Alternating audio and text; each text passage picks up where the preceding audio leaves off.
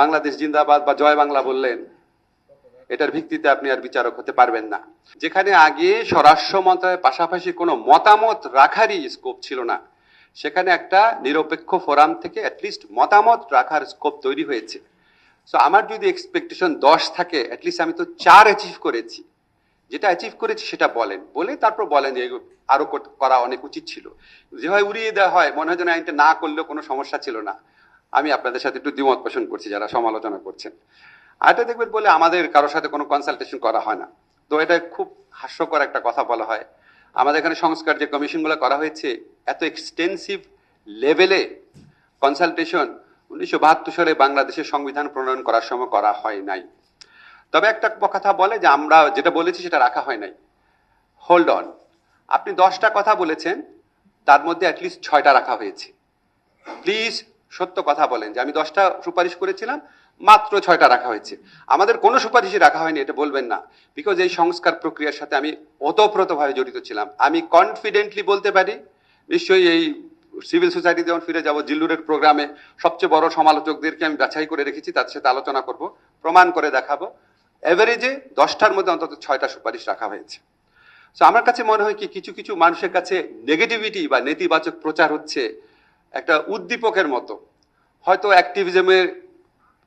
অ্যাক্টিভিজমকে চাঙ্গা রাখার জন্য এটা প্রয়োজন হয়, হয়তো আপনার অনেক লাইক পাওয়ার জন্য, আলোচনায় থাকার জন্য প্রয়োজন হয়, কিন্তু হয় কি, এটা মানুষকে একটু বিভ্রান্ত করে, হতাশ করে। আমাদের তো মানুষকে আশাবাদী করাও হচ্ছে এক ধরনের দায়িত্ব। তো আজকে যে আলোচনার বিষয় সেটা হচ্ছে বিচার বিভাগের স্বাধীনতা এবং রুল অফ ল। দেখেন, বিচার বিভাগের স্বাধীনতা থিওরিটিক্যালি প্রতিষ্ঠা করা কোনো কঠিন ব্যাপার না। এটার জন্য যা যা করা দরকার আমরা তাই করেছি। আমাদের এখানে 54-55 বছরের একটা প্রত্যাশা ছিল স্বাধীন সচিবালয় গঠন করা, সেটা আমরা করেছি। আমাদের এখানে উচ্চ আদালতে বিচারক নিয়োগ নিয়ে মহাকাণ্ড ঘটে গেছে। আপনারা জানেন যারা উচ্চ আদালতে এখানে আইনজীবী আছেন, অনেক স্বনামধন্য আইনজীবী আছেন। আমরা উচ্চ আদালতে বিচারক নিয়োগের জন্য একটা পদ্ধতি অনুযায়ী নিচ্ছি। শুধুমাত্র আপনি 10 বছর বাংলাদেশ জিন্দাবাদ বা জয় বাংলা বললেন, এটার ভিত্তিতে আপনি আর বিচারক হতে পারবেন না।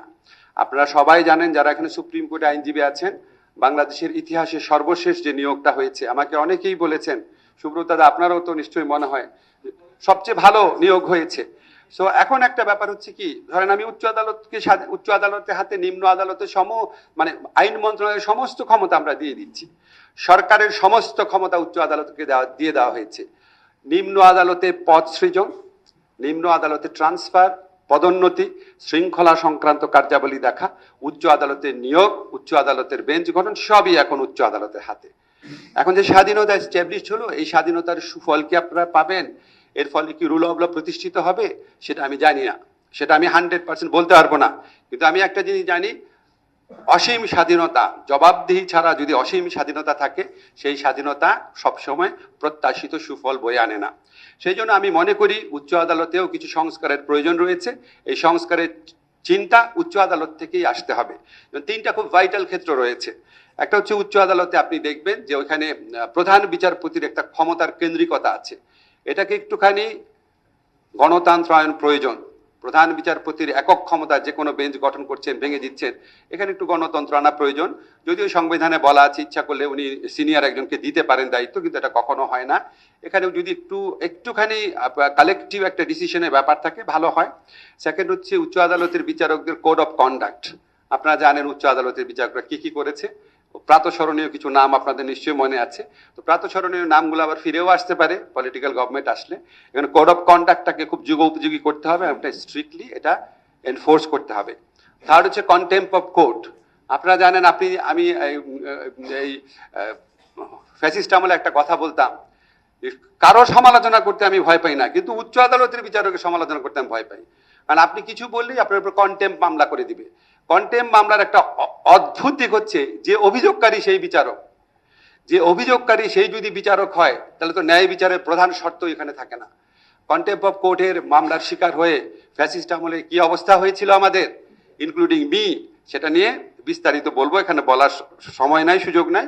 এই সমস্ত জায়গায় আর একটু যদি পদক্ষেপ নেওয়া হয়, উচ্চ আদালত আরো কাঙ্ক্ষিত ভূমিকা রাখতে পারবে। আমরা বিচার বিভাগে আরো অনেকগুলো সংস্কার করেছি।